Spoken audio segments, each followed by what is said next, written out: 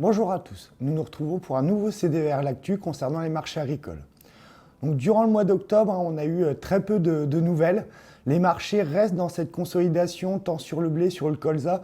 Donc, je vous l'ai dit le dernier coup, quand je parle de consolidation, c'est qu'on reste dans une fourchette de prix. Alors, par exemple, pour le blé, entre 235, 240 et 250, 255. Pour le colza, entre 425 et 450, 455.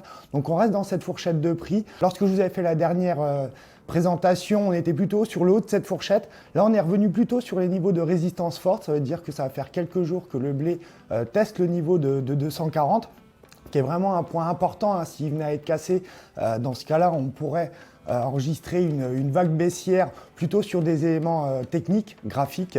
Et sur le colza, de la même manière, on a eu aussi une baisse qui a été présente. Alors, pour rappel, on est toujours sur une situation fondamentale où il y a quand même des disponibilités. Alors certes, on n'est pas revenu sur quelque chose de très lourd qui donne de la sécurité alimentaire pendant des années, mais en tout cas, aujourd'hui, l'offre est là. La compétitivité du blé français, par contre, elle n'est pas présente. On est entre 20 à 25 $ plus cher que les origines russes ou ukrainiennes. Donc du coup, ça nous fait des courants d'affaires qui sont limités.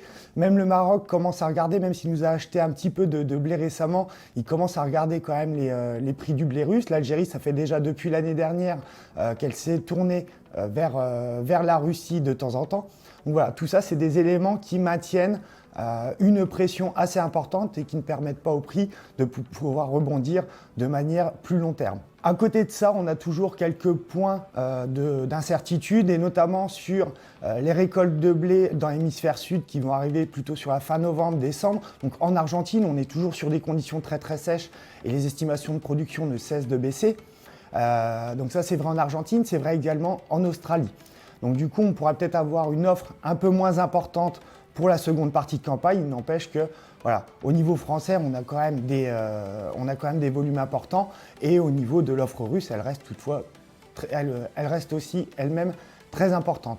Donc dans ce contexte-là, on rappelle toujours de bien penser à faire ses prix de seuil et de regarder où est-ce qu'on en est. Alors c'est tant pour de la 2023, c'est vrai aussi pour de la 2024, puisqu'on reste sur des prix qui sont élevés et l'utilisation d'options peut rester un bon moyen quand même de pouvoir se garantir un revenu sans engager de physique, alors qu'aujourd'hui on est seulement en train de semer les blés. Concernant le colza, là aussi on a quand même une pression qui est assez importante.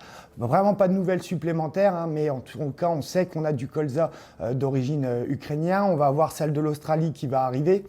Donc voilà, une pression quand même assez importante. Il peut avoir un peu de soutien de temps en temps par les prix du pétrole qui restent relativement élevés. Mais globalement, pas de grande évolution. Nous reviendrons vers vous dès qu'on aura de plus amples informations et qui pourraient modifier un peu le discours actuel. Je vous remercie, à la prochaine fois.